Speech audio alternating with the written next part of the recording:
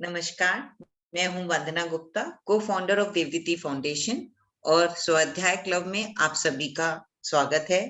और जैसा कि आप लोग सब जानते हैं, आजकल हम कर रहे हैं वाल्मीकि रामायण।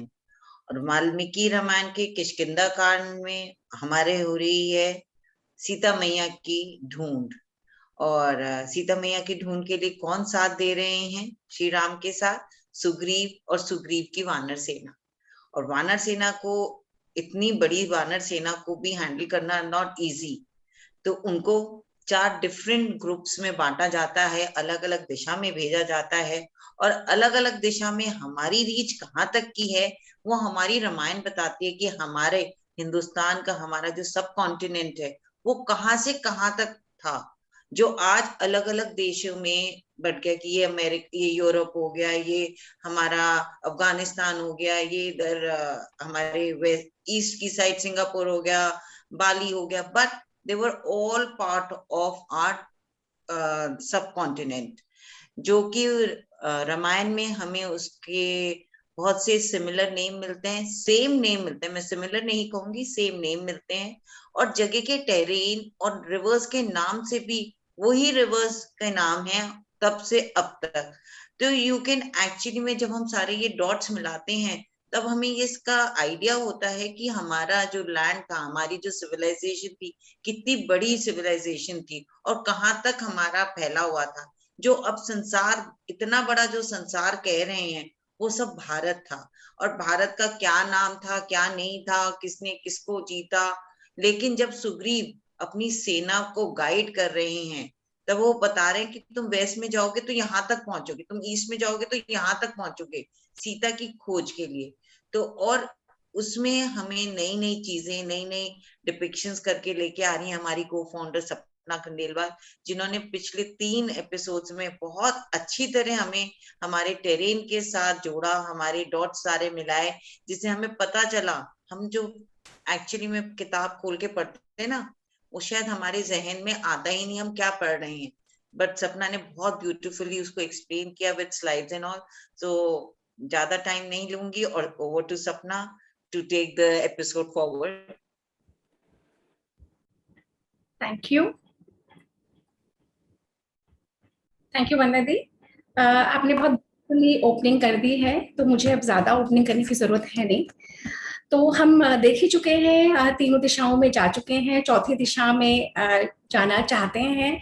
और सुग्रीव, हम ये भी समझ चुके हैं, जो मैंने कोशिश करी है पहले एपिसोड से लेके अब तक चौथे में, यानी कि ईस्ट वेस्ट नॉर्थ और साउथ में, कि आप लोगों को एक डिस्क्रिप्शन भी दिया जाए कि राक्षस कौन होते हैं और प्रजातियां अलग अलग क्या है ना, देवता कौन है और अलग अलग प्रजातियां क्या है, उससे पहले वानर सेना क्या है, कौन है और क्या क्या है, यक्ष गंधर्व किन्नर। तो आज का जो हम करने चल रहे हैं, आज हम देखेंगे कि जो हम कह देते ना मलेच्छ, मलेच्छ बहुत कॉमन शब्द है, शायद आप लोगों के सुनने में भी आया होगा। और हमसे बड़े या उनसे भी और बड़े 2 पीढ़ी पहले पहले तक तो मलेच्छ बहुत कॉमनली यूज करते थे। और मलेच्छ का क्या मतलब है, मलेच्छ का क्या, उसके क्या रामिफिकेशंस हैं, और उसके अलावा जो हमें रामायण में जो अलग अलग जातियां बताई गई हैं, बालकांड से शुरू होकर अब भी इस वाले चैप्टर में भी 43rd में भी अलग अलग जातियां बताई गई हैं, वो कौन थी, कहाँ थे हम, जहां पे अपने आप को पाते हैं, तो वो कौन थी जो हमारे प्रीडिसेसर्स थे। हमें ये बताते हैं, बार बार बताते हैं ये लोग कि आप तो बाहर से आए हो, पर अगर हम लोग बाहर से आए हैं तो हमारा ये जो रामायण और महाभारत में सब कुछ कैसे मिल जाता है। अगर वो लोग कहते हैं कि आप तो घोड़े पे सवार होके आए, और घोड़े पे आने वाली जो ट्राइब्स होती है ना, उनमें इतना ठहराव नहीं होता कि इतने इतने बड़े बड़े ग्रंथों की रचना कर सके। संस्कृत के ऊपर जो इतना काम हुआ है, जो देव भाषा है, कहते हैं कि घोड़े पे आते आते तुम लोगों ने संस्कृत भी सीख ली। तो this is what we have to understand कि हमारी सिविलाइजेशन क्या है और क्या हमारी कल्चरल कंटिन्यूटी है। तो अब मैं अपना स्लाइड शेयर करती हूँ, हम मंत्र शुरू करेंगे और फिर हम वो सेशन को आरंभ करेंगे। तो मुझे एक सेकेंड दीजिए।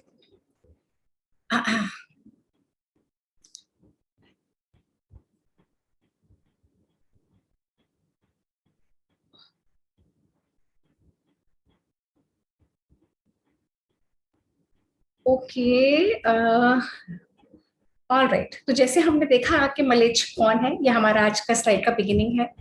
और एक जो मुझसे गलती हुई है, तो मैं मंत्र ऐसे ही बोल देती हूँ, मैं मंत्र का स्लाइड इसमें ऐड करना भूल गई, तो आप मेरे साथ दोहराना चाहें या म्यूट करके कहें तो ओम रामाय राम भद्राय रामचंद्राय वेधसे रघुनाथाय नाथाय सीताया पतये नमः। ओम रामाय रामभद्राय रामचंद्राय वेधसे रघुनाथाय नाथाय सीताया पतये नमः। अब इसी के साथ मैं स्लाइड शेयर फिर से करती हूँ, और मुझसे छूट गया वो करना, स्लाइड बनाना। अब जब हम कहते हैं अखंड भारत था, हम अखंड भारत का कॉन्सेप्ट अगर हमें समझ में आए, तो ये जो है बता दी, आपको एडमिट करना पड़ेगा, लोग वेट कर रहे हैं। अखंड भारत जिसे हम कहते हैं ना कि हम बहुत बड़े थे, तो अगर हम पढ़ना शुरू करते हैं ना कंट्रीज, तो हम शॉक्ड रह जाते हैं। कैसे कि जैसे ये मैं इसको वो भी कर लूं, एक minute, turn on the laser pointer. देखिए, अखंड भारत हम लोगों में से बहुतों को ये भी नहीं पता होगा। आप एडमिट नहीं कर पा रहे हैं क्या? सेटिंग में देखियो आवाज। ओके, तो 1 सेकेंड, हाँ, आगे आगे जा रहा है। हाँ, सॉरी, ये टेक्नोलॉजी के ग्लिचेस हैं, मेरे स्क्रीन पे बार बार वो आ रहा है। अखंड भारत में पाकिस्तान, अफगानिस्तान, पाकिस्तान तो 47 में ही अलग हुआ, Afghanistan, China, Iran, Tajikistan, Uzbekistan, Turkmenistan, Russia, Tibet का पूरा हिस्सा, नेपाल, बांग्लादेश, ये सब हमारे भारतवर्ष में आता था। अब जो आता है, ये जो रशिया टूट के अलग अलग प्रांत बन गए हैं, Tajikistan, Kyrgyzstan, Uzbekistan, Kazakhstan, Turkmenistan, Afghanistan, Pakistan, ये जो सारे स्थान है ना, संस्कृत का वर्ड स्थान, वहां पे जाके स्थान हो गया। ये जैसे ईरान जो पर्शिया था पहले, उसको ईरान बना दिया, उसमें भी अलग अलग provinces, Golestan, Khuzestan, Kurdistan, Lorestan, Baluchistan, Kurdistan. अभी आप आपके सामने है, ये देख लीजिए, स्थानों से भरा पड़ा है। जितने भी स्थान जहां जहां थे, वे हमारे रीच में थे, वे हमारे थे। अखंड भारत वहां से वहां था, और मैंने ईस्ट और वहां की तो बात ही नहीं कर रही है अभी, है ना। तो इसके बाद हम आते हैं, ये जो पुराणों में हम क्या पाते हैं, पुराणों में हम पाते हैं, हम वेद और पुराण जानते हैं, रामायण और महाभारत जानते हैं। पुराणों में जीनियोलॉजी लिखी होती है, पुराणों में कहाँ से लिखी होती है? पुराणों में ब्रह्मा से क्रिएशन निकली होती है।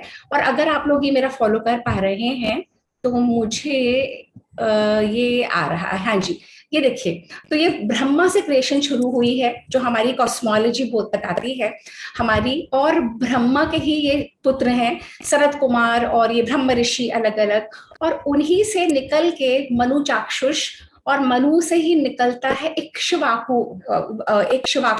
पर उससे पहले हम ये कई बार स्टडी कर चुके हैं कि देवता कौन थे। कश्यप ऋषि की इतनी सारी पत्नियां थी, अदिति से देवता हुए, दिति से दैत्य हुए, दनु से दानव हुए, विंता से गरुड़ और अरुण हुए, कद्रु से नाग हुए, और बाकी सारे नक्षत्र। तो हम ब्रह्मा से सृष्टि शुरू करके और हम पहुंचे हैं ये अदिति के सब पुत्रों देवताओं तक। इसके बाद जहां पे हम पहुंचते हैं, अब आ गया यहाँ पे कि प्राइमरी क्रिएशन का जब समाप्ति होती है, तो नई सृष्टि जब आरंभ होती है, एक ही कल्प में, कल्प अलग अलग नहीं है, कल्प एक ही है। तो हम चंद्रवंशी और सूर्यवंशी राजाओं की बात करते हैं। तो चंद्रवंशी और सूर्यवंशी राजा, जैसे सत्यव्रत, ये जो इक्ष्वाकु हम रामायण में पढ़ते हैं कि राम इक्ष्वाकु वंश के हैं, तो इक्ष्वाकु सोलर लिनेज है सूर्यवंशी, और सत्यव्रत के बेटे हैं इक्ष्वाकु, और उन्हीं की बेटी है इला, और इला से होते हैं 5 पुत्र ययाति। अब ये जो ययाति होते हैं, ये सोलर वंश है, ये लूनर वंश है, इनसे हुए ययाति। और यहाँ पे इक्ष्वाकु अलग चल रहा है, जहां पे राम आएंगे। अब इसके अगली स्लाइड में आएंगे। ययाति के जो पुत्र हैं ना, ये महाभारत में पूरा वर्णन आता है। ययाति की स्टोरी बड़ी फैसिनेटिंग है। ययाति एक ऐसे राजा थे जो समय से पहले बुजुर्ग हो गए। उनकी बहुत सारी कामनाएं थी जो वे पूरी करना चाहते थे। उनके 5 पुत्र थे और उन्होंने 5 पुत्रों को कहा कि पुत्र, तुम मुझसे मेरा बुढ़ापा ले लो और मुझे अपनी जवानी दे दो। जब ये सारी कामनाएं जो मैं परोपकार के लिए, धर्म के लिए पूरी करना चाहता हूँ, जब वो पूरी हो जाएंगी तो हम वापस स्विच कर लेंगे। उस समय ये टेक्नोलॉजी थी। तो सब ने मना कर दिया। सबसे बड़े पुत्र कौन थे उनके? यदु थे। यदु ने मना कर दिया, कहते मैं नहीं देता, मुझे आपका बुढ़ापा नहीं चाहिए। उसके बाद उनका पुत्र था ध्रुयु, फिर पुत्र था पुरु, तुर्वसु और अनु, ऐसे उनके 5 पुत्र थे। अब यदु से तो अब हुआ क्या, चारों ने मना कर दिया। कौन कौन ने?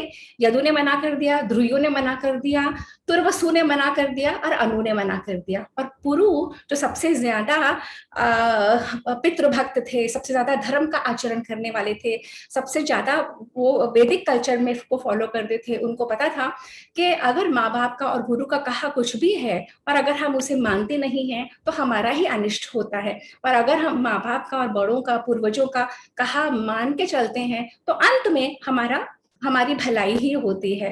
क्यों? क्योंकि ये कल्चर था ड्यूटीज को फॉलो करने वाला। ये कल्चर था कि अपने अधिकार क्या है मेरे, ये नहीं कि मेरी क्या जिम्मेवारियां हैं, उनको फॉलो करने वाला। तो लॉन्ग एंड शॉर्टेस्ट 4 ने मना कर दिया। अब जब 4 ने मना कर दिया तो पुरु ने उनको जवानी अपनी दे दी और पुरु समय से पहले बूढ़े हो गए। ययाति ने जितना भी समय जीना था, जो जो कार्य करने थे, करने के बाद उन्होंने वापस पुरु को जवानी दे दी और खुद स्वर्गलोक में चले गए। तो कहते हैं कि ये यदु जो थे, उन्होंने यदु को श्राप दिया, चारों बच्चों को श्राप दिया कि तुमने मेरा कहा नहीं माना, बड़ों का कहा नहीं माना, तो जो तुम्हारे वंशज होंगे, तुम्हारे जो राज्य की वो कभी भी राज्य नहीं कर पाएंगे, वो यादव कहलाएंगे। तो यदु से ये इसीलिए ये स्लाइड्स शेयर कर रही हूँ, ये सारा लिंक करेगा आपको बाद में। यदु से हुए यादव वंश, जो कृष्ण है वो यादव वंश के हैं। तुर्वसु जो उनके पुत्र थे, उनसे जो संतति हुई, उन्होंने कहा तुम्हारी संतति नष्ट हो जाएगी। उनसे जो संतति हुई उनको यवन कहा गया। और वो यवन कौन थे? जो वैदिक धर्म को नहीं मानते थे, वैदिक कल्चर नहीं फॉलो करते थे, प्रतिलोम जाति में थे। महाभारत में वर्णन है, कच्चा मांस खाते थे, चांडाल थे, पशु के समान आचार विचार व्यवहार करते थे। वो म्लेच्छों के राजा तुर्वसु हुए। और ध्रुयु जो उनके पुत्र थे, उनको भी उन्होंने श्राप दिया ययाति ने। उनको ये कहा गया कि तुम सबसे नॉर्थ में चले जाओगे, यानी जो हमारा ये आर्यवर्ता है, जो हमारा ये भारतवर्ष है, जो ऑलरेडी इतना बड़ा है, उसके भी तुम बिल्कुल किनारे, बिल्कुल कोने में चले जाओगे। बिल्कुल नॉर्थ में तुम्हारा राज्य होगा, जहां पे रथ, घोड़े, हाथी, पालकी, गधे, बकरी, बैल, शिवे का कुछ भी नहीं होगा, जहां नाव ही सफारी होगी। ऐसे वंश के लोग राजा नहीं, भोज कहलाएंगे। अब ये ध्रुयु आपको बाद में सब कनेक्ट करेंगे। और अनु जो उनका पुत्र था, ये अनु, उनसे कौन पैदा हुए? म्लेच्छ जाति। तो ये उन्होंने कहा कि तुम्हारी संतान जवान होते ही मर जाएगी, अग्निहोत्री आदि संस्कार कुछ करेगी नहीं, सब त्याग दोगे। तो जो पुरु थे, पिता की आज्ञा पालन करने वाले, उनको उन्होंने बहुत दुआएं दी, बहुत कामनाएं दी, बहुत पूरा राज्य दिया। कहां से राज्य दिया? गंगा से यमुना तक के बीच का राज्य दिया। और उन्होंने कहा कि जो तुम्हारे भाई हैं चारों, वो प्रदेश के सीमांत बिल्कुल कॉर्नर्स में रहेंगे, तुम्हें मैं मेन राज्य सौंप रहा हूं और तुम ही सारे अधिपति बनोगे।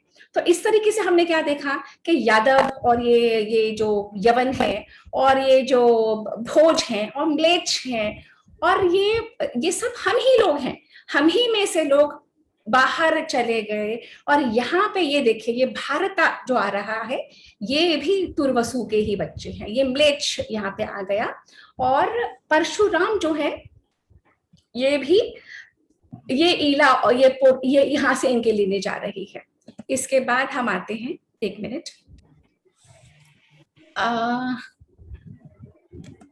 अच्छा, अब हम आ रहे हैं, हम वही वंश चल रहा है। अब जैसे हमने देखा इक्ष्वाकु वंश था, तो ये यहाँ पे पैदा हुए हरिश्चंद्र।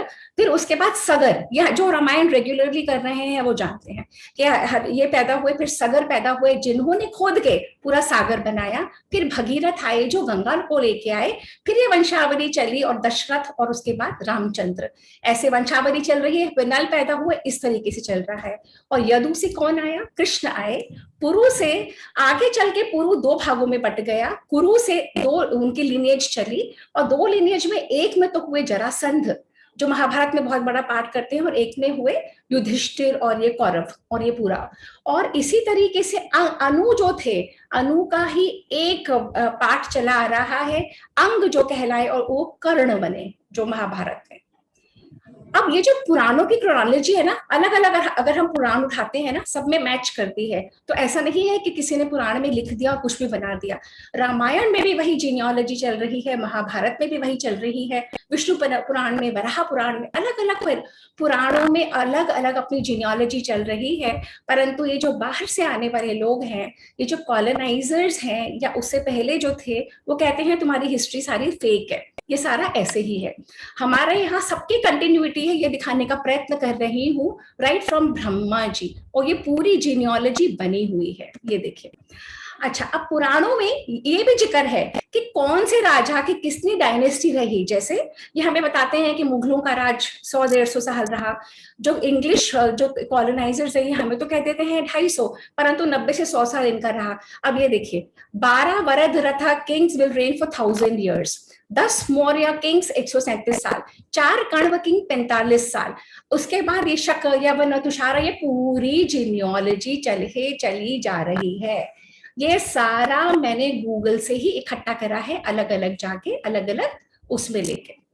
अच्छा, अब हमें हम जो एनालाइज कर रहे हैं कि जीनियोलॉजी में इक्ष्वाकु यहाँ पे आ गए, मगध आया। हमारी हिस्ट्री एक्चुअली इतनी पुरानी है ना, इतने सारा कुछ हो चुका है, क्योंकि we are the cradle of civilisation. यहीं से सृष्टि पैदा हुई है और यहीं से सब लोग गए हैं। हमें बताते हैं कि बाहर से आए हैं, हमारे ग्रंथ बता देते हैं कि सब यहीं से गए, है ना। तो ये आ रहा है कि ये जो शक हम सुनते हैं, शका, ये शका भी यहीं से आ गया। शका बोलते हैं, शक बोलते हैं, सका बोल देते हैं, ये भी हमारी ही प्रजातियों में से है। और ये बेसिकली हुआ क्या कि जो क्षत्रिय थे और जो बहुत किनारों पे जा चुके थे, वो धीरे धीरे अपने धर्म से अलग होते चले गए, वैदिक कल्चर से अलग होते चले गए, धीरे धीरे उन्होंने कस्टम्स वहां के अपना लिए। ऐसे कर करके वो इतने अलग होते चले गए कि वे सारी क्लैंस अलग बनती चली गई। ये हम यहाँ पे देख रहे हैं इस तरीके से। अब ये जो स्लाइड है, ये आज जो हमारी जर्नी है ना, ये हमारा है अब इतना जो भारतवर्ष अब है, परंतु ये सारा यहाँ तक भारतवर्ष था। ये जो चाइना अभी इतना बड़ा दिख रहा है, पहले नहीं था।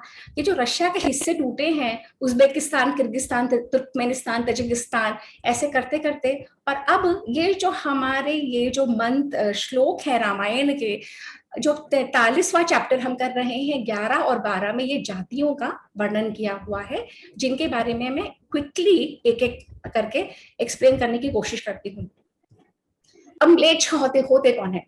म्लेच्छ वही होते हैं हमारे यहाँ, क्योंकि हमारे यहाँ भाषा की शुद्धि को बहुत महत्व दिया जाता है।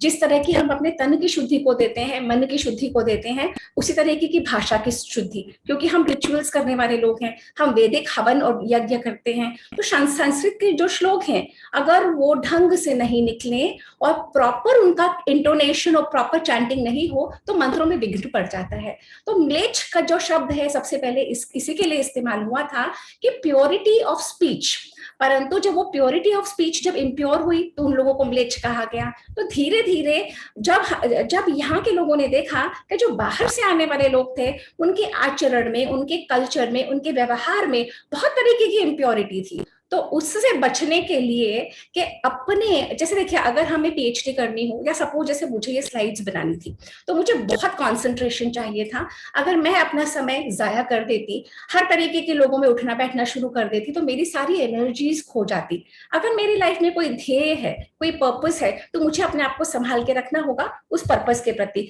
जैसे हमारे प्रोफेशनल्स होते हैं जो पीएचडी करते हैं, या जैसे जब ये जैवलिन थ्रो में ये जो हमारे नीरज जी आए हैं, 23 साल का बच्चा मात्र, जिसने ओलंपिक मेडल जीता है, ऐसा ही तो नहीं बन गया ना। उसने पूरा अपना जीवन जद्दोजहद करके उसमें झोंक दिया, उस यज्ञ में झोंक दिया, तब जाके वो जो नीरज वह जो बना वो बन पाया। इसी तरीके से हमारे ब्राह्मण थे जो इस धर्म के जितने भी स्क्रिप्चर्स हैं, जितने भी शास्त्र हैं, उनको स्टडी करके और उनको बता के और विद्या में लगे रहते थे। तो उनको एक प्योरिटी में रहना पड़ता था, तो उनके लिए वर्जित था कि इस तरीके के इन्फ्लुएंसेस से मिलना, क्योंकि वे उससे दूषित हो जाते, पोल्यूटेड हो जाते। तो म्लेच्छ शब्द धीरे धीरे इस तरह के में भी यूज होना शुरू हो गया। तो म्लेच्छ यूज करते करते स्पीच से शुरू हुआ, कल्चर पे आया। फिर कौन कौन म्लेच्छ कहलाइए? शक, हुण, यवन, काम्बोज, पहलवा और ये किराट, खस, पुलिंद, ये सब धीरे धीरे, ये कुशान, ये जो अरब्स आए हैं, ये जो मुगल और ये मुस्लिम आए हैं, ये सब म्लेच्छ कहलाए। क्यों कहलाए? उसके पूरे कारण हैं जो मैंने आपको बताया। सिविलाइजेशन की प्रॉब्लम थी, इम्प्योरिटी की प्रॉब्लम थी। अब हम लोग कोरोना में कितना समझ गए हैं ना कि कोरोना में हमें अपना घर भी स्वच्छ रखना पड़ेगा, हाथ पैर जूते उतार के बाहर आने पड़ेंगे। तो जो जो हमारे कल्चर में पहले करते आए थे, वही शुद्धि जब हम देखते थे कि बाहर के लोग नहीं करते और नहीं मानते, तो उनसे अपना कांटेक्ट कम करने के लिए, क्यों कांटेक्ट कम करना जरूरी है? क्योंकि जैसी संगति वैसा मन, जैसा अन्न वैसा तन।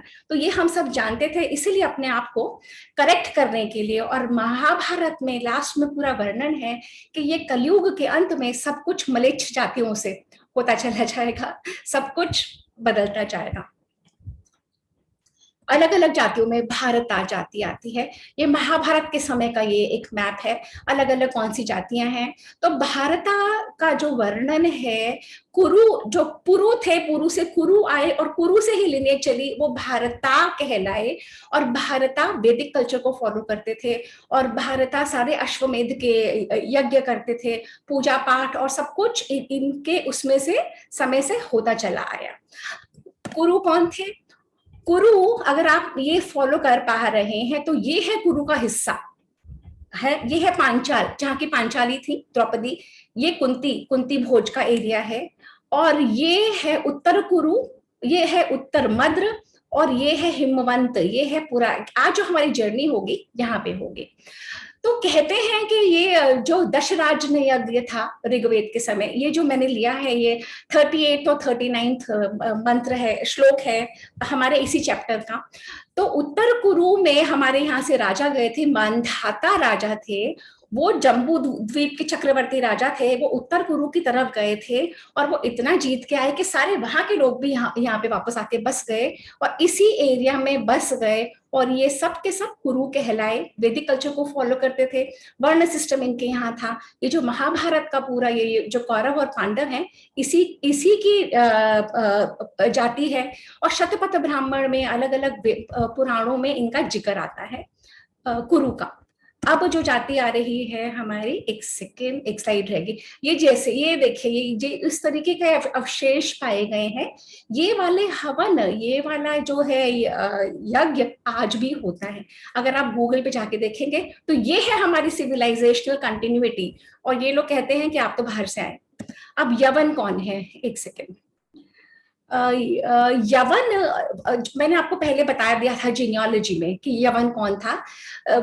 ययाति के जो पुत्र थे उनको टर्की से भी आगे भेजा गया था कि तुम्हें वो हिस्से का राज्य मिलेगा। और वो जो निकले हैं वो म्लेच्छ और यवन कहलाए। और ये जब महाभारत के युद्ध में ये भी पार्टिसिपेट करने आए थे। कहते हैं महाभारत के युद्ध में पूरी वर्ल्ड से सब आए थे। तो क्यों आए थे? क्योंकि कनेक्शंस थे, तभी वे लोग सब शामिल हुए थे युद्ध में। और सहदेव हमारे गए थे उस तरफ, उनको कॉन्कर करके लाए थे। और ये सब क्षत्रिय थे, ये डिग्रेड हो गए, ये अपने वर्ण संकर हो गया, ये अपने धर्म को फॉलो नहीं कर पाए। और इस तरीके से ये कुछ ये भी बताते हैं कि शूद्र फीमेल्स और क्षत्रिय मेल्स से ये यवन कहलाते हैं। उनके समागम से जो बच्चे पैदा होते हैं वो ये कहलाते हैं। एक सेकेंड। अच्छा, अब हुण कौन है?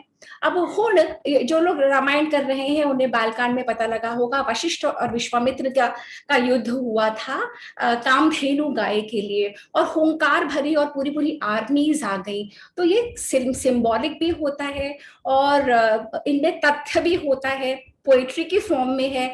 तो उस समय जो आर्मीज पैदा हुई थी, ये हुण उनमें भी थे। East Germany, part of Russia, हुणों का एम्पायर कहा जाता है। और ये जिंजियांग जो प्रोविंस है चाइना का, कश्मीर का, वहां पे यहीं से गए थे, वापस ये हुण आए और नकुल वहां पे पहुंचे थे राजसू यज्ञ के लिए, सैक्रिफाइस। ये सारी कल्चरल कंटिन्यूटी धीरे धीरे आपके सामने अनफोल्ड होगी। ये हैं जो ये हमारे जो यमराज हैं, वो भी इसी तरीके का मुकुट पहनते हैं।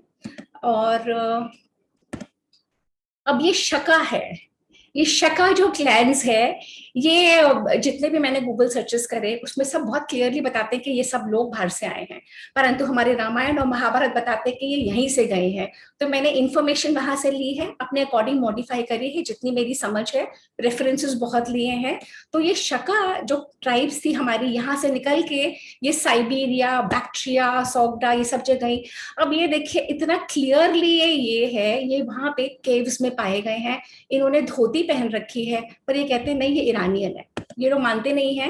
ये सकास्तान करके जगह है, सकास्तान, वहां पे ये सब मिल रहे हैं, पर ये लोग हमें बताते हैं कि ये सब इरानियन है। और जो ईरान है, जो पर्शिया है, वो भी यहीं से लगा हुआ है, पर ये लोग कहते हैं नहीं ये वो नहीं है। अब ये शूरसेन है, ये भी ये ट्राइब आई थी इसी में, ये है शूरसेन का, मथुरा का, हमारे कृष्ण यहीं के हैं। और ये जो सारा दिख रहा है आपको, ये सारा हिमालय है, ये मध्य प्रदेश है, पांचाल है, और ये यहाँ पे शूरसेन है। मैं बहुत क्विकली जा रही हूँ क्योंकि बहुत सारी स्लाइड्स हैं। और दरदा, ये भी वर्ड उसी में आता है, ये भी एक ट्राइब थी। एक सेकेंड, जो दरदा नाम की ट्राइब थी, ये भी अर्जुन इस यहाँ गए थे। ये गिलगिट बाल्टिस्तान जो अब का है, बलोचिस्तान, गिलगिट बाल्टिस्तान, यहाँ पे यहीं से गए हुए लोग थे जो महाभारत के युद्ध के समय वापस आए थे।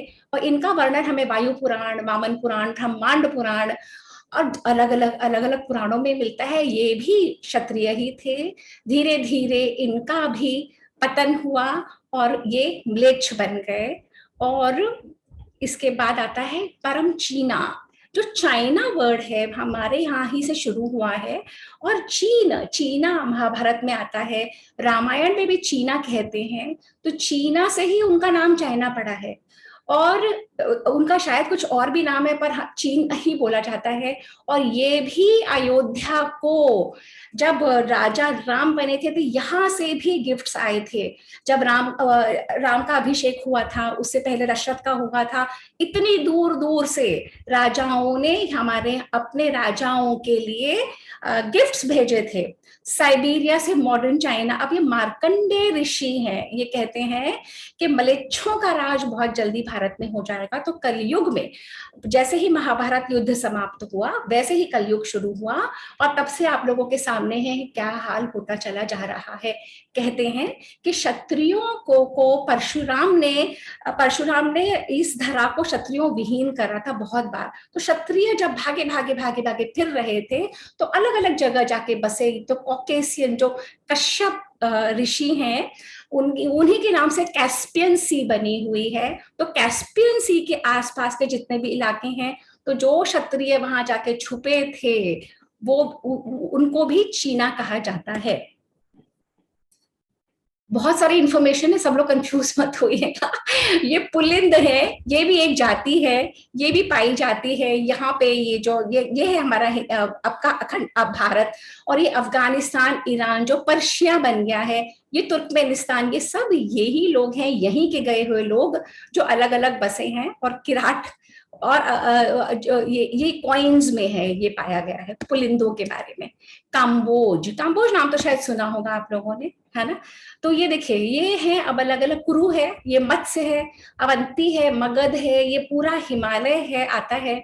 और यहाँ पे ये जो काम्बोज है ना, अफगानिस्तान के लोग बहुत फियर्स वॉरियर्स को कहते हैं। तो हिंदू कुश हमें हिंदू कुश ही बचाता था, हिंदू कुश की वजह से हमारे ऊपर आक्रमणकारी नहीं आ पाते थे। तो ईस्टर्न अफगानिस्तान और वेस्टर्न अफगानिस्तान दोनों तरफ से हॉर्सेस और कैवलरी मैन, अश्वका कहते थे इनको, और ये भी क्षत्रिय ही थे, ये भी क्षत्रिय ही थे।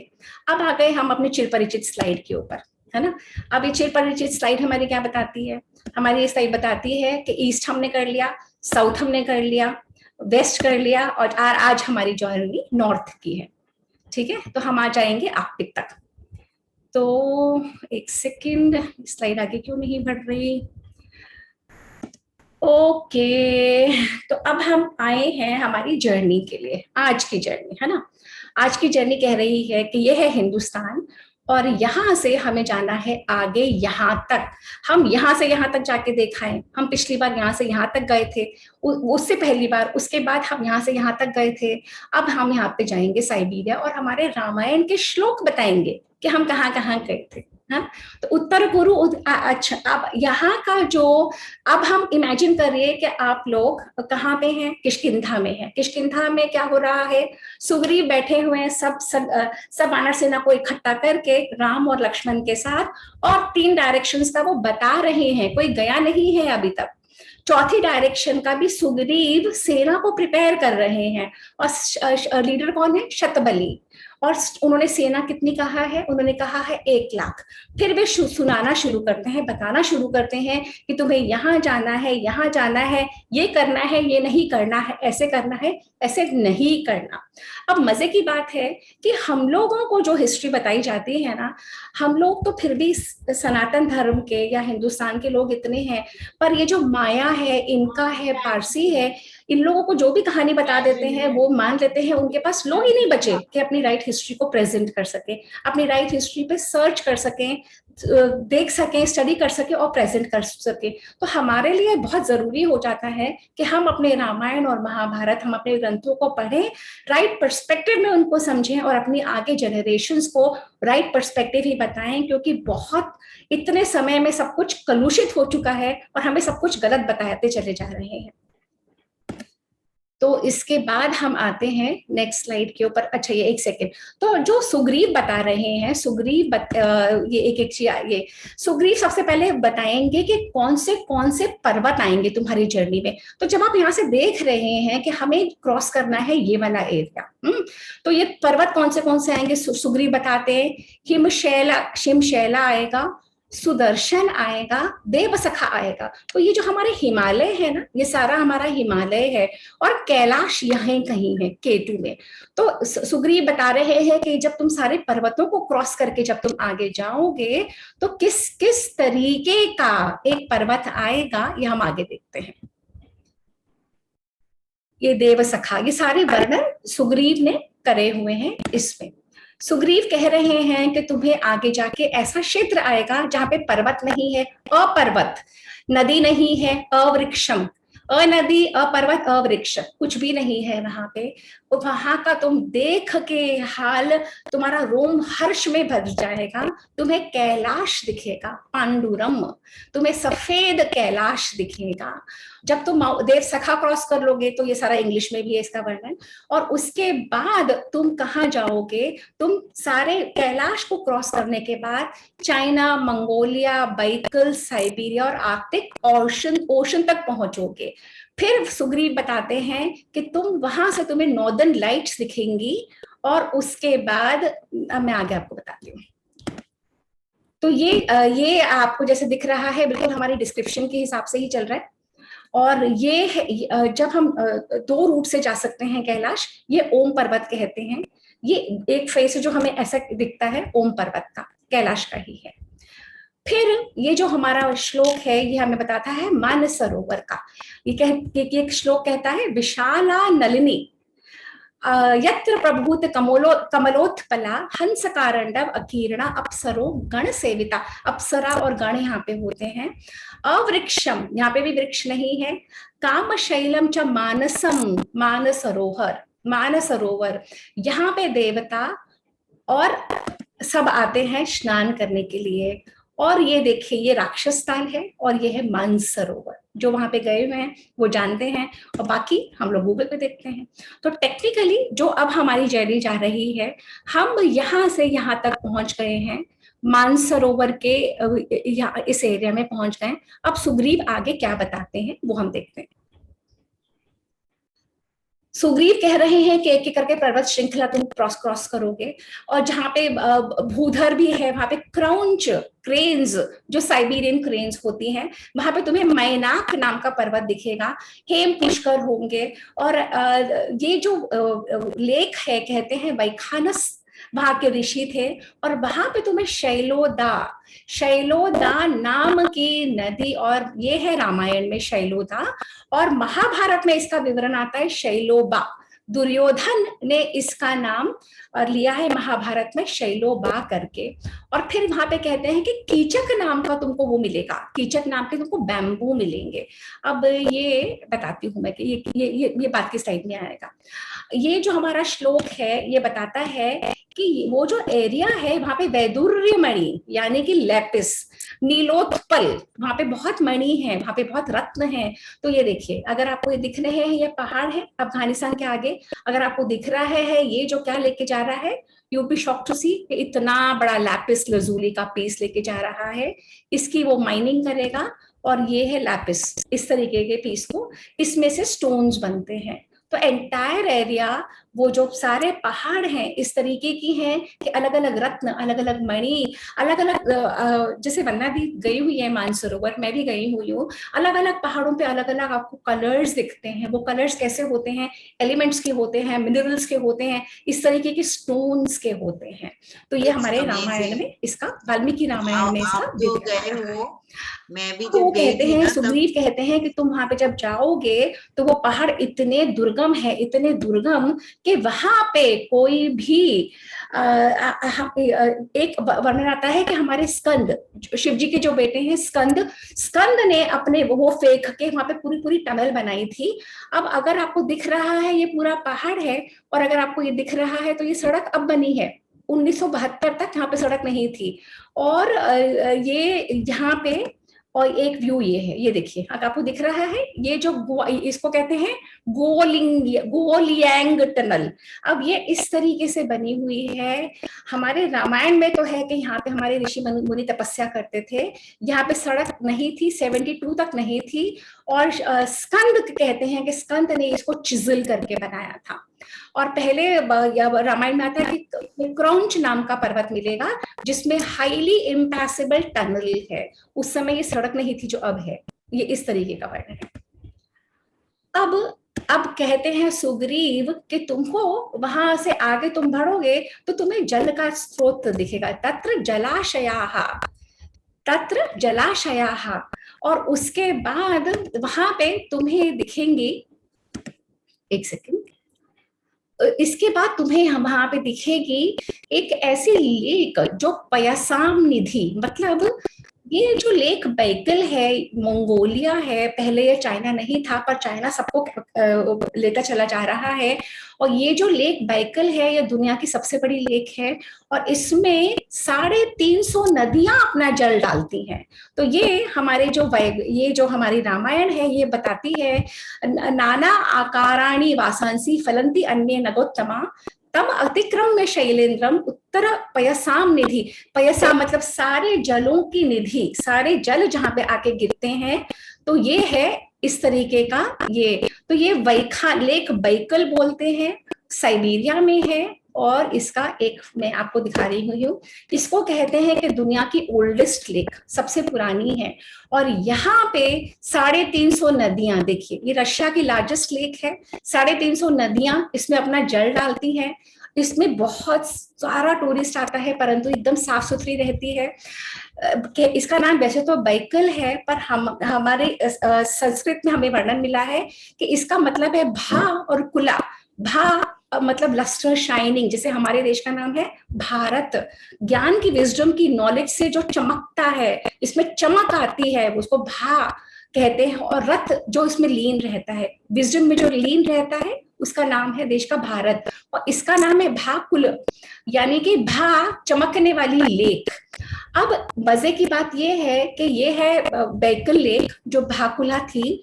अब यहीं से एक नदी निकलती भी है, और ये क्या है, ये है अंगारा रिवर। अब हम सब जो हिंदी संस्कृत जानते हैं, हमें पता है अंगारा का क्या मतलब होता है, दहकने वाला, जलने वाला। और मजे की बात ये भी है कि ये अंगार, ये जो है लेक बैकल तो एकदम ठंडी है, और ये अंगारा रिवर थर्मल स्प्रिंग्स हैं जहां से वो निकलते रहते हैं, वाटर, स्टीम और मिनरल्स। ये जलती हुई अंगारे की तरह है, यहाँ से निकलती है। और ये जो आपको दिख रहा है ना, ये सारी नॉर्दर्न लाइट्स हैं, ये भी सुग्रीव बताएंगे। तो सुग्रीव कहते हैं कि अब तुम ऐसे देश में पहुंच जाओगे, क्रौंच का देश है, और वहां पे पेड़ नहीं है, पौधे नहीं है, वहां पे तुम्हें मानस पर्वत दिखेगा, फिर तुम्हें मैनाक पर्वत दिखेगा, फिर तुम्हें कीचक दिखेंगे, बैम्बू दिखेंगे। तो ये जो स्लाइड है, यहाँ पे बैम्बू ही बैम्बू है। और ये बैम्बू से जब तुम्हें यहाँ से क्रॉस करना होगा ना, ये बताते हैं, तो सुग्रीव कहते हैं कि तुम्हें बैम्बू की नाव बनाकर, तुम्हें बैम्बू का राफ्ट बना के उस तरफ जाना पड़ेगा। तो ये एरिया पूरा बैम्बू का ही है, और बैम्बू के हिस्से से तुम्हें उस तरफ क्रॉस करना पड़ेगा, और तुम पहुंच जाओगे उत्तर कुरु। और इसके बाद की जो स्लाइड है, फिर सुग्रीव बताते हैं कि तुम इसके आगे कहीं नहीं जा सकते। क्यों नहीं जा सकते? क्योंकि जब तुम वहां पे पहुंच जाओगे, पूरा का पूरा बर्फ से ढका हुआ है, कंप्लीटली बर्फ से ढका हुआ है, तुम आगे जा ही नहीं पाओगे। तो जैसे हमने पहले देखा था ना, उसी तरीके से आगे जा ही नहीं पाएंगे। क्योंकि ये एक पिक्चर में अगर आप देख सकते हैं, यहां से हिंदुस्तान, भारत से आगे आगे आगे गए, और ये पूरा बर्फ का था है। और ये इस पिक्चर में अगर हम आते मोर क्लैरिटी, तो ये यहाँ पे आर्कटिक्स, वहां पे जाने के लिए वहां पे सब बर्फ से कवर्ड है।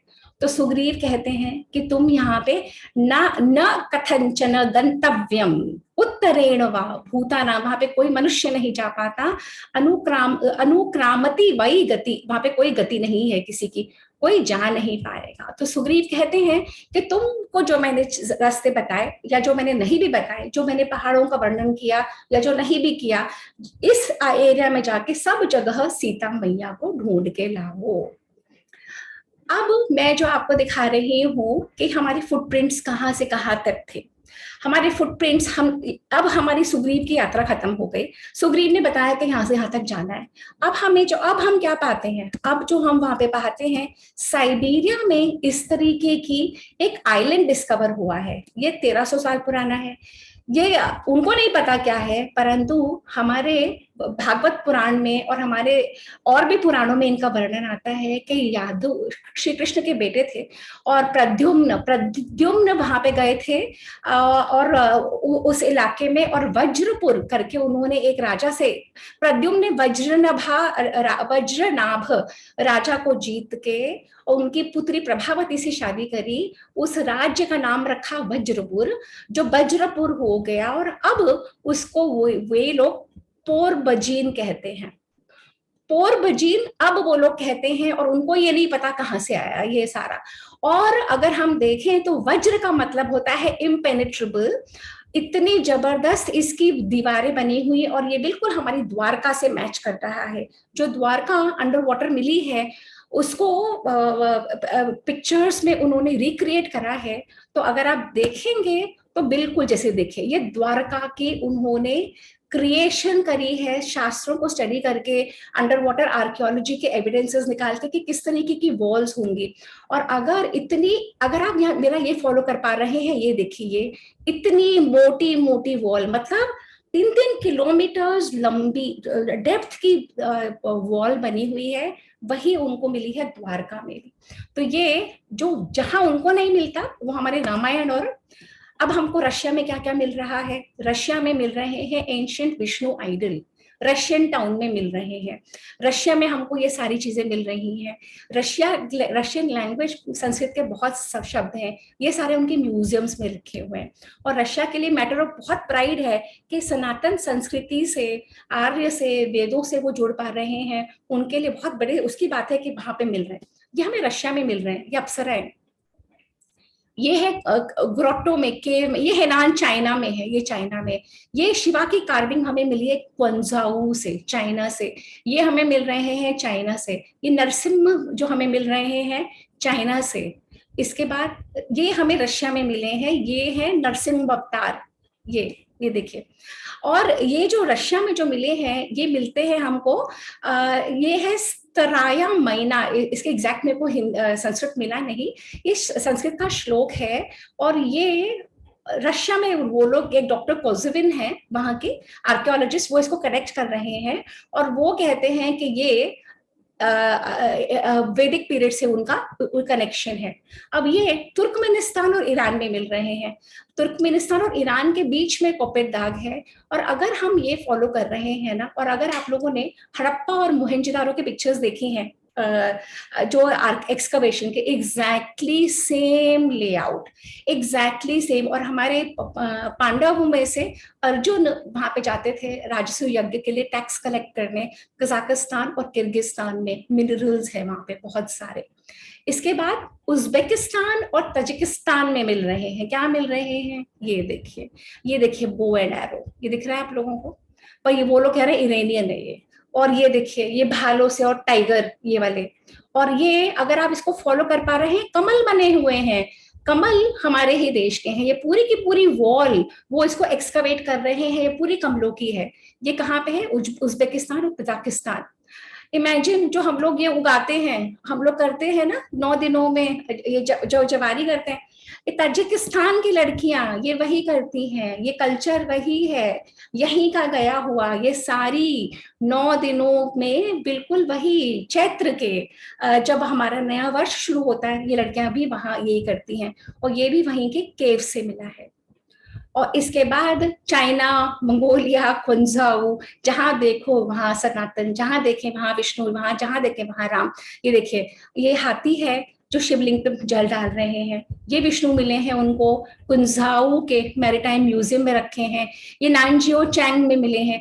यहाँ पर तो देखिए शिवा विष्णु के अलावा गरुड़, नरसिम्हा अवतार, गजेंद्र मोक्ष, Lakshmi, Krishna, stealing milk made और न जाने क्या क्या मिल रहा है उनको वहां पे। और चाइना, मंगोलिया, जो चाइना तो इतना सही था, अब चाइना कैप्चर कर करके इतना बड़ा हो गया है। हमारी सरहद कभी भी चाइना से नहीं लगती थी, ये तिब्बत था बीच में। तो तिब्बत और मंगोलिया, ये सारे में हमारा, ये सारा हमारा ही प्रांत था।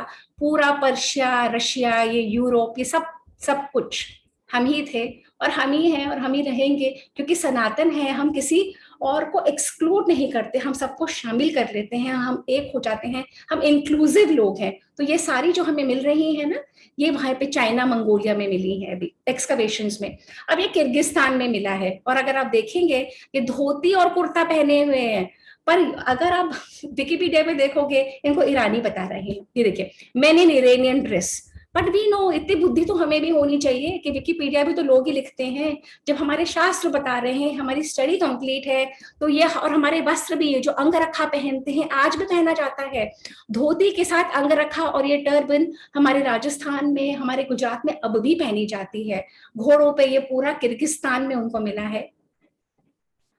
और ये बहुत सारे जो अलग अलग स्कॉलर्स हैं, वो हिंदुस्तान को आए रह गया, इंडिया को चाइना का टीचर बताते हैं, चाइना का गुरु बताते हैं। अब ये हाथियों पे सवार ये जो हैं, और ये सारे उनको चाइना के केव्स में से मिल रही हैं।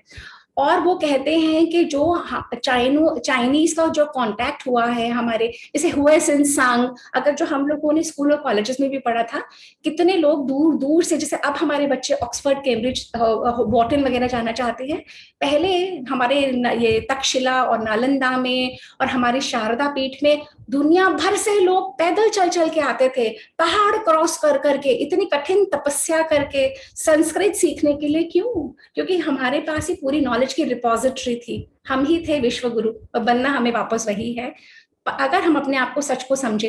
अब ये जो नॉर्दर्न लाइट्स है ना, जो ये इसका एक श्लोक बीच में रह गया कि वो बताते हैं, जब आप बैकल लेक पे पहुंचोगे, सुग्रीव कहते हैं, तो एक ऐसे स्थान पे पहुंचोगे जहां पे असूर्य, जहां पे सूर्य नहीं जाता, परंतु वहां पे अलग अलग तरह की रोशनी आती है, अलग अलग तरह के वैदुर्य मणि की तरह रंग। अब आपने देखे, जो नॉर्दर्न लाइट्स होती है, ये अरोरा बोरियलिस जो फिनोमिना है, ये सारा साइबेरिया पे लेक बैकल पे खड़े होके उससे आगे जाके आपको सारा ये विवरण मिलता है जो श्लोक में अब आगे आएगा।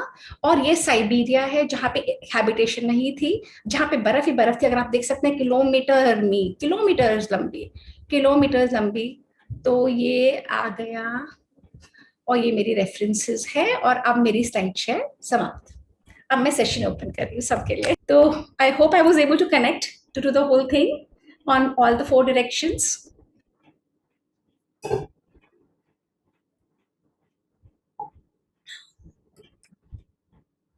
आवाज नहीं आ रही वंदना दी मुझे फिर से?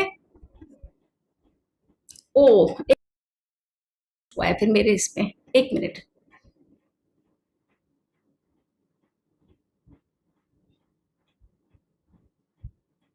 ये पिछली बार की कभी प्रॉब्लम हुई, माइक निकालने से हो जाती है मुझे लग रहा है। एक give me a second.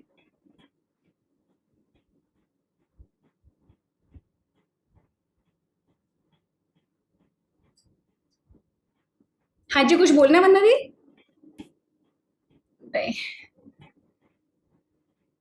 1 minute का टाइम दो, मैं अपने बेटे को बुला के दिखाती हूँ। बिकॉज पिछली बार तो आपको निकल के वापस आना पड़ा था, पर आज तो आप इस पे नहीं हो ना। हाँ जी, कुछ बोलना।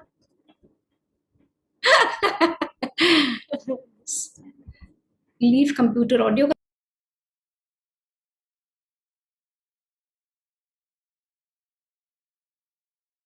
हाँ जी, वरना आ रही मेरी आवाज? नहीं, give me a minute, 1 second.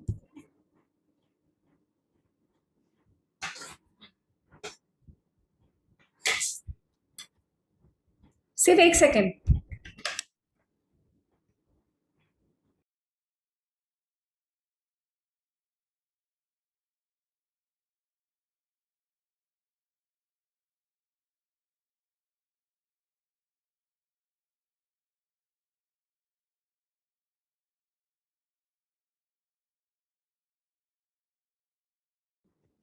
मेरी आवाज आ रही है आप लोगों को? मुझे आपकी नहीं आ रही, मेरी आ रही है। अच्छा, तो मैं 1 मिनट के लिए और बोल देती हूँ, मेरा बेटा ऊपर से आ रहा है। तो बेसिकली ये जो कनेक्शंस मैंने करने की कोशिश करी है, ये सारे रेफरेंसेस मैंने बहुत रिस्पॉन्सिबल रिसर्चर्स की साइट से ली है, जो बहुत वो करते हैं। परंतु ये हमें समझना होगा कि हम जब इतनी पुरानी बात कर रहे हैं तो बहुत सारी चीजें गेस होती हैं, यानी कि ये पहाड़ यहाँ नहीं हो के वहां हो सकता है। ये क्योंकि एक ऐसे तो है नहीं, पृथ्वी गोल है, एक डायरेक्शन बता दी तो उसी डायरेक्शन में कहीं भी जा सकते हैं, है ना? उसी डायरेक्शन में जाके वही सब कुछ मिलेगा ऐसा नहीं है। पर रिसर्चर्स जो एस्टैब्लिश कर रहे हैं वह यही है कि इस तरीके से वानर सेना को अलग अलग डायरेक्शंस में भेज के सुग्रीव ने समझाया पहले, फिर उनको प्रिपेयर करा, उनके मनोबल को स्ट्रांग करा, उनको स्ट्रेंथ दी, खाने पीने की व्यवस्था, सब चीजों की व्यवस्था करके फिर भेजा है। तो बहुत बड़े स्केल पे ये काम हुआ है सीता मैया को ढूंढने का। If you see that entire scale, it's humongous. किस कदर, 1 सेकंड मुझे दीजिए।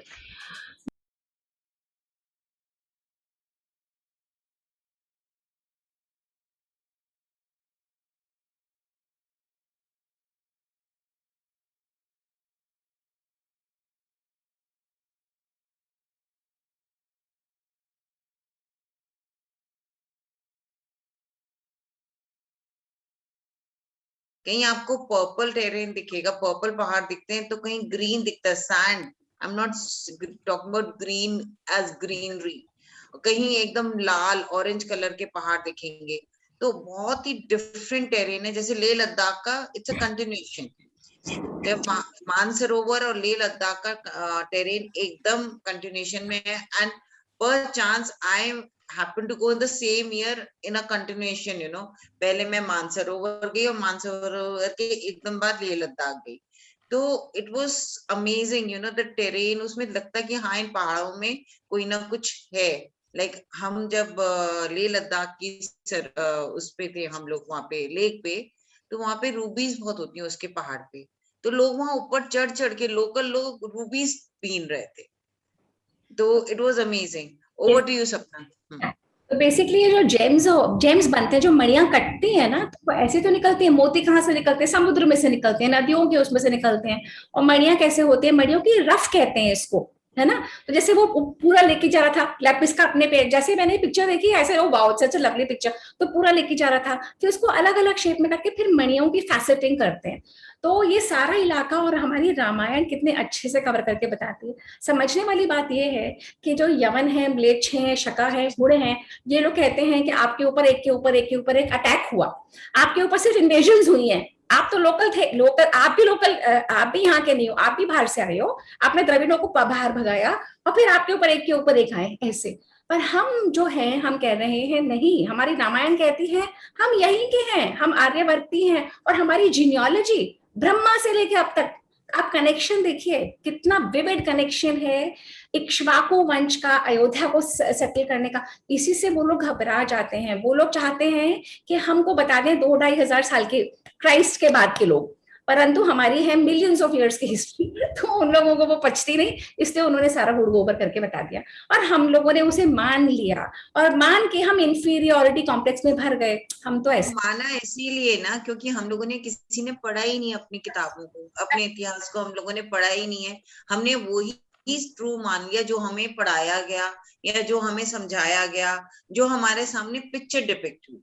बेसिकली हमारे सामने जो पिक्चर रखी गई हमने उसे ही ट्रुथ माना है, हमने उसे ही सच्चाई मानी है।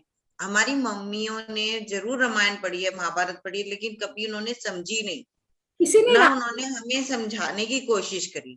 नहीं, हमने सबने रामचरित मानस पढ़ी है, मानस में है ही नहीं ये सब कुछ, किसी ने भी रामायण पढ़ी नहीं है, जिनको मैं जानती हूँ उनमें से किसी ने रामायण नहीं पढ़ी। ओके रामायण को बहुत सिस्टमैटिकली हटा दिया गया, महाभारत को बहुत सिस्टमैटिकली हटा दिया गया कि आप मेन सोर्सेस पे पहुंचो नहीं। Ramcharitmanas is just one of the books written on Ramayan, Ram की story, but a total different only on bhakti bhakti bhakti भक्ति। तो अगर भक्ति भक्ति भक्ति करते रहो अपनी हिस्ट्री मत जानो, तो वो वाला हाल था। पर वो उस समय जरूरी था क्योंकि तब उतना भी बचाना था, तब उतना भी नहीं था इस राष्ट्र में कि वो भी बच जाए, ये प्रॉब्लम थी। तो धीरे धीरे करके आए हैं आगे। अब देखिए इतनी लंबी टॉक थी, फिर भी 12 लोग जो इस सेशन में सुन रहे हैं, और अलग अलग प्लेटफॉर्म्स में तो कितने, अवेयरनेस जरूर जग रही है, समय जरूर लगेगा, पर स्वाध्याय क्लब की ये मुहिम सक्सेसफुल होगी। अब आप सब लोगों को आगे आना है। इस वे में प्रेजेंट नहीं कर पाए, परंतु अब आगे मैं और सेशंस नहीं ले पाऊंगी, मेरी बुक का काम बहुत सफर कर रहा है। वंदना दी मैंने आपको पहले भी बताया था, तो अब मैं कुछ समय के लिए मेरे को बैक सीट लेनी है, अब आप लोगों के ऊपर है। आशिमा तो करेगी करेगी, आशिमा और आप, और आगे और जो आना चाहता है वो आगे है ना वंदना दी। मैं तो सबको ही बोलती हूँ बार बार, कोई नहीं होगा तो फिर मैं करूंगी ही करूंगी। ये मेरा तो देवदीदी का ये मुहिम कि अपना कल्चर अपने इथॉस के साथ चलना है, अपने जो हमारा इतिहास है उसको पढ़ना है, उसको जानना है, और जितना हम जान पाए, ठीक है, नॉलेज इतनी नहीं भी, मैं कहती हूँ मैं कहीं स्टैंड नहीं करती सपना के आगे, या कोई और हम में से इतना नॉलेजेबल नहीं है जो यहाँ प्रेजेंट है, but still we can try to reach a level where we can understand our itihas, our books, and we can read them, we can explain it to others ki what exactly the books have, Vandana you the know. मैं भी माझी भी नहीं थी। हाँ, I know nobody is, you are passionate, you worked hard, you made slides, everything for us. आपकी अपनी knowledge तो बढ़ ही रही है, हमारी भी नॉलेज बढ़ रही है, अपनी सबसे लेकिन बिना अपने समझे, बिना अपने पढ़े हम आगे कैसे समझा पाएंगे। हम खुद पहली दफे पढ़े, 2 बारी पढ़े, 3 बारी पढ़े, हो सकता है इतना अच्छा शो ना हो, बट होगा। मैटर जो वैसी हाँ, भी जर्नी है ना, ये जो जो सिर्फ 4 डायरेक्शंस की मेन थी, बाकी सब चैप्टर इतना थोड़ी, जितना है ही नहीं वो नहीं अलग। नहीं, अब हम उस बात का तो डिबेट ही नहीं हो रहा। मैं ये कह रही हूँ जैसे मैं देवदीदी के दूसरे प्लेटफॉर्म्स में आप सबको आगे लेके आना चाह रही हूँ, इस प्लेटफॉर्म पे भी मेरी यही सबसे रिक्वेस्ट है, आगे आइए, आप एक एक 2-2 चैप्टर करिए, does not matter, it is hardly. And जिसको भी अगर स्लाइड्स भी बनवानी है तो वी आर ऑलवेज देयर। हम लोग जैसे सपना तो अपने आप बना लेती है, मेरे को नहीं आती, मैं हेल्प लेती हूँ। तो आप लोगों को अगर कुछ प्रोग्राम करना है, अपने स्वाध्याय का ही लेना है ये, तो आप आगे आओ, हम आपकी हेल्प करेंगे। And we get whole 1 week to do 1 chapter 2 chapter, it's okay. हम अगर इसको इतनी अच्छी तरह आज 45 मिनट्स की टॉक में अगर हमें 10 मिनट का भी हमने ग्रास्प किया, it's good, it's good for all of us. At least मैं कह रही हूँ ठीक है, हमें जातियों और उनका नहीं पता चला, इतना नहीं हमारे दिमाग में आया, बट हमें जियोग्राफिकल वो हमारे दिमाग में बस गया कि यहाँ से यहाँ तक की तो रीच थी, because we've heard those names, we know Siberia, we know Backle Lake, we've heard of Northern Lights, so we know we can connect immediately. The other part may be difficult, but this is something very easily one can take. तो और किसी को कुछ कहना है? पारुल, लता जी, किसी को कुछ बात कहनी है तो प्लीज। मेरे को तो यही सरप्राइजिंग लगता है कि बोलो पारुल, बोलो। नहीं, मेरे को तो ये सरप्राइजिंग लगता है कि वाल्मीकि रामायण कब लिखी हुई है और उन्होंने कोई ऐसे रिसोर्सेज नहीं थे कि वहां जा सके, कोई ऐसे वो नहीं था, लेकिन उन्हें पूरे उसकी कितनी ज्यादा नॉलेज और कहाँ कहाँ तक फैला हुआ है, तो ये बहुत ही ज्यादा बिल्कुल ही I can not even imagine कि इतना ज्यादा वास्ट हमारा था, एरिया था जिसके अंदर हम लोग फैले हुए। आवाज आ रही है, म्यूट करिए अपने आप को। हाँ हाँ पारुल, तो पारुल हमारे शास्त्र बताते हैं कि जैसे अब हमारे हाथ में सेल फोन है, तो तुम और मैं बात कर रहे हैं, कैसे बात कर रहे हैं? मैं यहाँ बैठी हूँ, तुम वहां बैठी हो, तुम्हें मैं दिख रही हूँ, मैं तुम्हें दिख रही हूँ, तो उस तरीके से एक डिवाइस है बीच में, तुम्हारे पास लैपटॉप है या मोबाइल है या मेरे पास लैपटॉप और मोबाइल, हमारे पास एक एक डिवाइस है ना। जब ये ह्यूमन बॉडी ऐसा डिवाइस बन जाती है, जब यहाँ पे नॉलेज उजागर हो जाती है, जब हम दृष्टा के उस लेवल पे पहुंच जाते हैं कि हमें एक एक्सटर्नल कोई डिवाइस नहीं चाहिए, हम उस लेवल पे पहुंच चुके हैं, तपस्या से हमने अपने आप को इतना साधा है, हमने अपना जीवन ऐसे जिया है कि हमें कोई डिवाइस नहीं चाहिए, सब कुछ यहाँ आ जाता है, तब हम दृष्टा कहलाते हैं। और जब वो जो दृष्टा होता है उसे सब पता लग जाता है यहाँ पे, जैसे तुम देख रही हो स्क्रीन पे मैं तुम्हें, तो वो यहाँ पे जब चलती है हमारे अंतर मन की दृष्टा भाव, उसमें हमारे स्वतः से सेल्फ नॉलेज, जितना मैंने समझा है, जितना मैंने जाना है, जब वो सेल्फ नॉलेज रिवील होती है, वो कोई नई नहीं है, वो पा नहीं सकता, वो ऑलरेडी है, वो जब रिवील हो जाती है तो आप दृष्टा बन जाते हो। तो वही दृष्टाओं ने वेदों का करा है, वही। वैसे तो हमारे महाभारत में भी जो संजय थे वो धृतराष्ट्र को इसी तरह से वो बताते हैं, तो कहीं ना कहीं कुछ इस तरह से तो साइंस तो थी जो हम आज प्रूव नहीं कर पा रहे हैं कि पहले साइंस थी, बट हमारे ये है महाभारत और रामायण, इनमें आप देखो अग्नि विमान, अग्नि बाण, ये क्या है, रॉकेट्स, और ये बोले जी उड़न खटोले पे बैठ के चले गए, तो कोई ना कोई स्पेसशिप की they are talking. So science was there, the names were different, we don't have those कि हम उनको प्रूव कर पाए।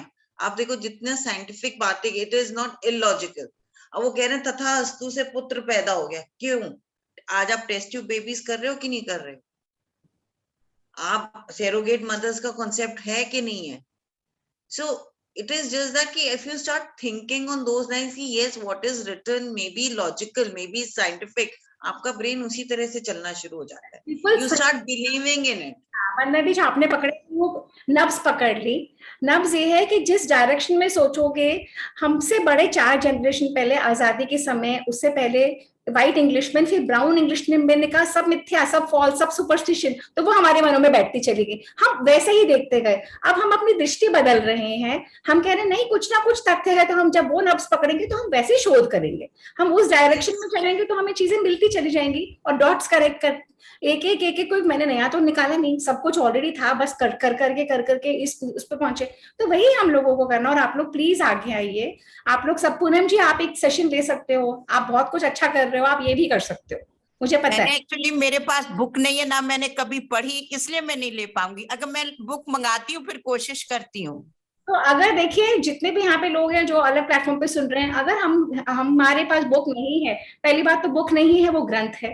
अगर वो ग्रंथ नहीं है तो हमें हमारे ऊपर ही धिक्कार है इस समय जब हम इतना जुड़े हुए हैं। और अगर हमारे हाथ में वो ग्रंथ नहीं है जिसकी इतनी वैल्यू है कि आप 45 मिनट 1 घंटा बैठ के पूरी बात सुन सकते हो, वो ग्रंथ अगर आपके हाथ में, करोड़ों चीजें आप अपने घर में और भी रखते हो ना, एक ग्रंथ मंगवाइए और ग्रंथ को रखिए, और फिर इसको लाल कपड़े में लपेट के नहीं रखना, धूप बत्ती नहीं। और मेरी सबसे रिक्वेस्ट यही है कि इसको ये मत समझो ये हिंदू धर्म का ग्रंथ है, आप लोग इसको हिस्ट्री की बुक समझो। It's not about the dharam what we talk of religion as such, it's a dharam the way we should live, हमारी लाइफ कैसी होनी चाहिए, हमारा बिहेवियर कैसा होना चाहिए, ये उस चीज का धर्म है। धर्म ये नहीं कि मैं हिंदू, मैं मुसलमान हूँ, जैनी हूँ, ये हूँ, ये वाला धर्म नहीं है।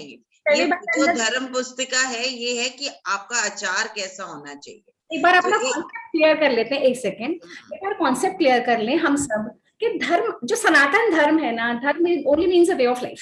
सनातन Dharma has nothing to do with Hinduism, nothing to do with any other, कोई इज्म नहीं है इसमें। पर पहले हमें अपने कॉन्सेप्ट क्लियर करने पड़ेंगे। इसको जरूर धर्म समझ के ही पढ़ो, ये धार्मिक बुक है, पर धर्म डज नॉट मीन रिलीजन।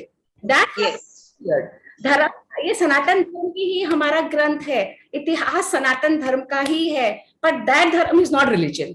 उसका हमें अपने माइंड में clarity, maybe I will prepare something कि धर्म और रिलीजन में क्या डिफरेंस है, वो देन इट गेट्स क्लियर। फिर उस सनातन धर्म में जैनिज्म भी, बुद्धिज्म भी, हिंदू, सब कुछ इसी से तो निकला है, सब कुछ यही तो है, सब कुछ का नदियों का स्तोत्र यही तो है, ये सनातन धर्म। तो ये धार्मिक ग्रंथ है और हमें प्राउड से कहना चाहिए हाँ ये धार्मिक ग्रंथ है।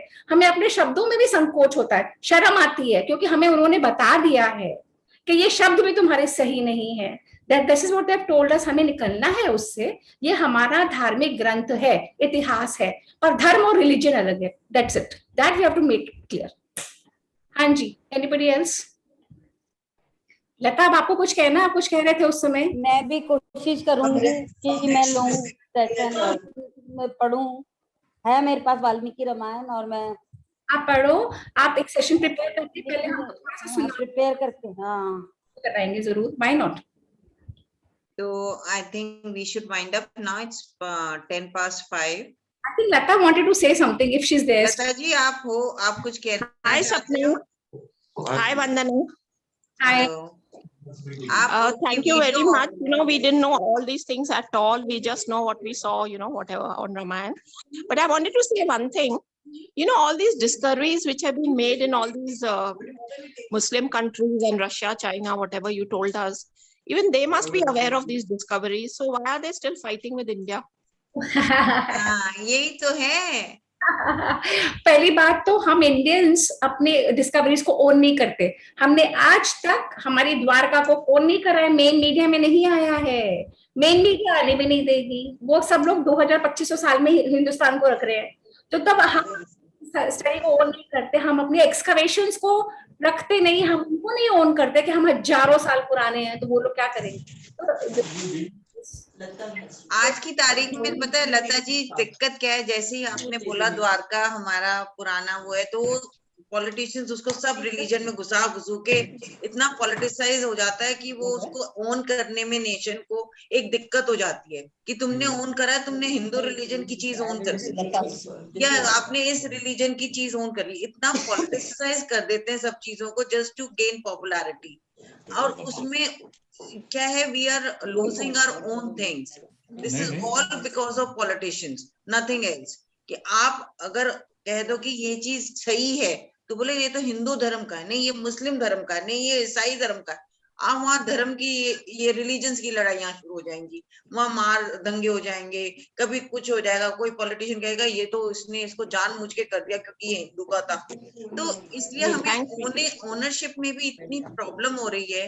As soon as we find anything, it is very difficult to own it also. What Mannavi is saying is very true, but there are many other reasons. There is this world body who wants India to be where it is. Then there are external forces who want India to be where it is. So there are, when we are against internal and external forces, हमारे पास अपने ग्रंथ खुद पढ़ के खुद जो मुहिम हम जो कर सकते हैं उतना ही करें। ये जो बाकी राष्ट्र के काम है, गवर्नमेंट्स के काम है, अगेन ये वही हो गया, वो लोग क्यों नहीं करते? अरे हम तो कर लें, हम अपना तो कर लें, जो देवी ने ये मुहिम चलाई है आप हम करें, हमसे जो बन पड़े हम करें, जितने लोगों को हम इन्फ्लुएंस कर सकते हैं हमारी स्फीयर में हम उतना करें। बाकी ये राष्ट्र और वो प्रेसिडेंट और वो प्राइम मिनिस्टर, वो जो उनको जो करना है वो तब करेंगे, वो हमारे हाथ में। बेसिकली अगर हमारा क्लैरिटी है कि ये हमारा है, हम अपने जानने वालों को बता रहे हैं ये हमारा है, हमारी आपस में क्लैरिटी है, तो कल को अगर कोई कहता है दिस वी ओन, तो हम कोई लड़ेंगे नहीं ना।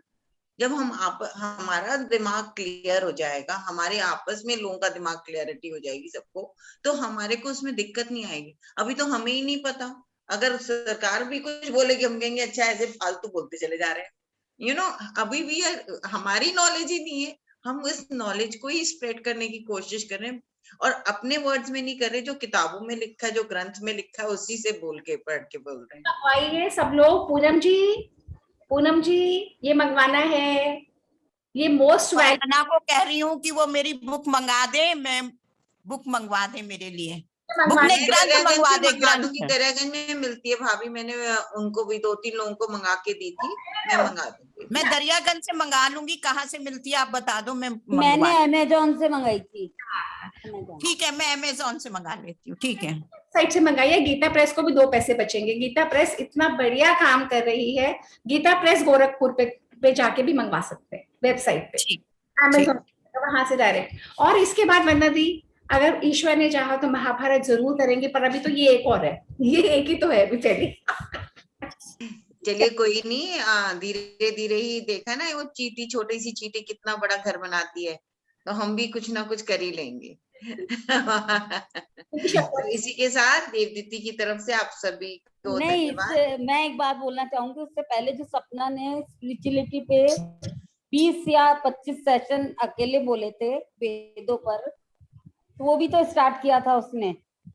तो अब क्या है कि इतना सब कुछ नहीं हो सकता ना अनिला जी, कि हम वेदों पे भी कर ले, हम रामायण भी कर ले। उसने बोला, मतलब हमने वो स्टार्ट उसने किया, तो वो भी पूरा कवर किया, तो ये भी कवर हो जाएगा, वो भी कवर हो जाएगा। अब हमने सोचेंगे तो हमारा 1.5 साल हो ही गया, सब मिलके करेंगे तो कवर होएगा ही। बिल्कुल बिल्कुल, मिलजुल अपनी रिस्पॉन्सिबिलिटी उठाएंगे तो कवर होगा। चलिए, तो अनिला जी के भी एनकरेजिंग वर्ड्स आए आप सबकी मदद से, और देवदीदी की इस मुहिम के साथ, कि हम अपनी किताबों को, अपने एपिक्स को, या जो मर्जी आप बोलना चाहो, अपने धर्म ग्रंथों को पढ़ेंगे, अपने इतिहास को समझेंगे, जानेंगे, और हमारा कितना सब कुछ है हमारे पास, उस बात का अवेयरनेस हम अपने अलावा दूसरों में भी फैलाएंगे। तो आगे हम आपसे मिलेंगे सैटरडे को, जब बच्चों की कहानियां हैं, वो भी बहुत इंटरेस्टिंग है, तो उसमें मिलते हैं। और बाकी जो देवदीदी की वर्चुअल एग्जीबिशंस आजकल चल रही हैं, you are most welcome to join them. तो मेरे और सपना की तरफ से नमस्कार, थैंक यू।